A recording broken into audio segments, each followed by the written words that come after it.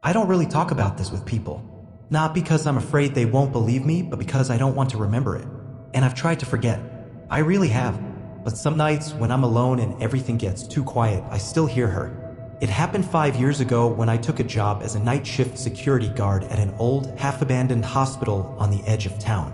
You probably think it sounds like the beginning of a cliché horror story, and believe me, I would have thought so too.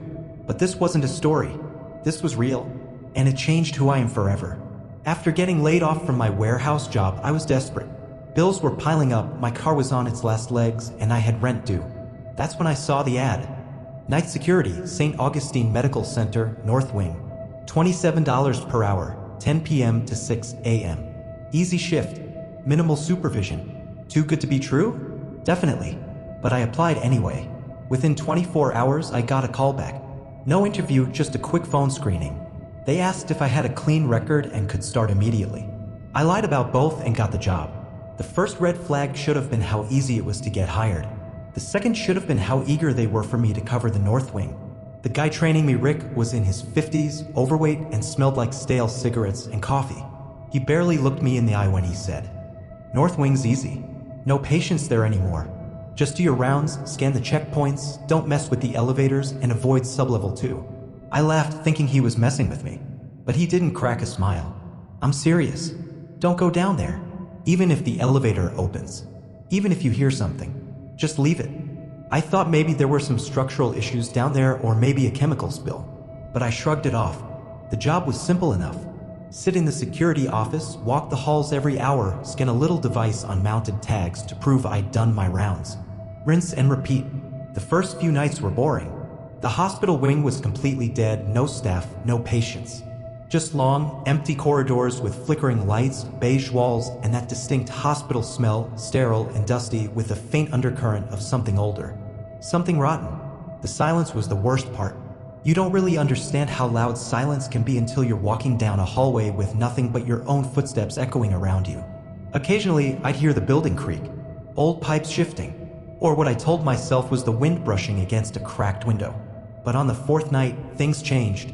I was doing my 2 a.m. round, walking down Hall C, which led to the sealed-off sublevel elevator, the one Rick warned me about. The elevator dinged. That ding didn't echo like the rest of the sounds. It felt out of place. Crisp, sharp, clean. I froze. The elevator doors slid open slowly, revealing nothing. Just an empty compartment with that stale hospital light glowing from inside. I stood there for a good 10 seconds, not breathing. Then I stepped forward, just close enough to look at the panel. The B2 button was lit up. Sublevel 2. I didn't touch anything. No one had. I backed away slowly, and as if reacting to my retreat, the doors slid shut again with a mechanical sigh. The elevator stayed idle. That night, I skipped the rest of my rounds and stayed in the office with the lights on.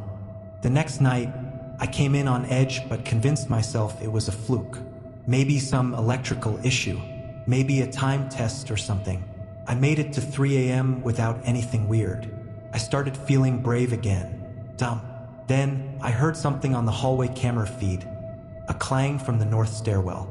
I switched to the live cam for stairwell 4. Nothing. Then, just as I was about to switch back, I saw it.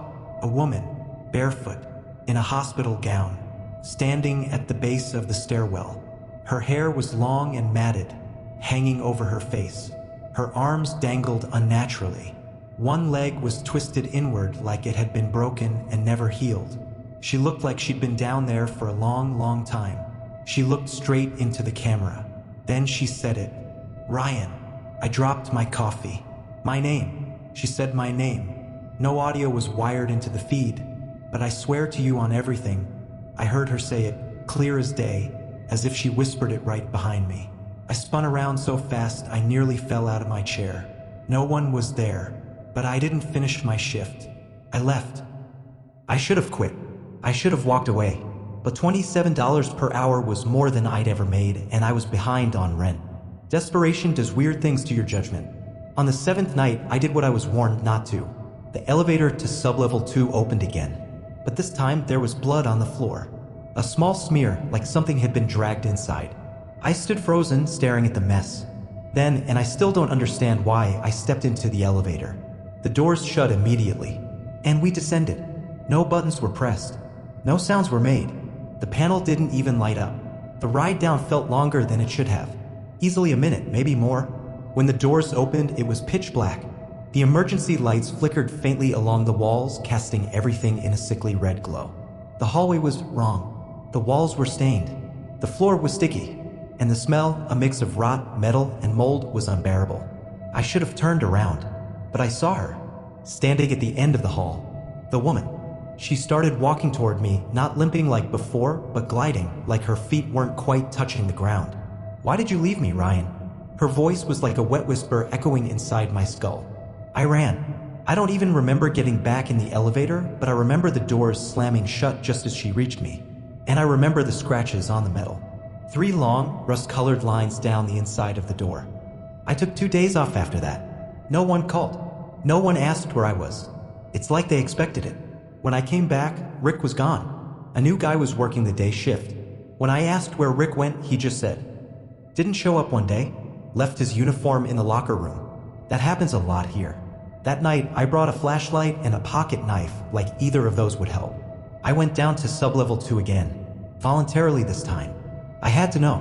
The elevator hesitated, buzzed, but eventually opened. The hallway was darker now. The emergency lights were dimmer, almost dead. This time, I noticed something I hadn't before: old patient files strewn across the floor.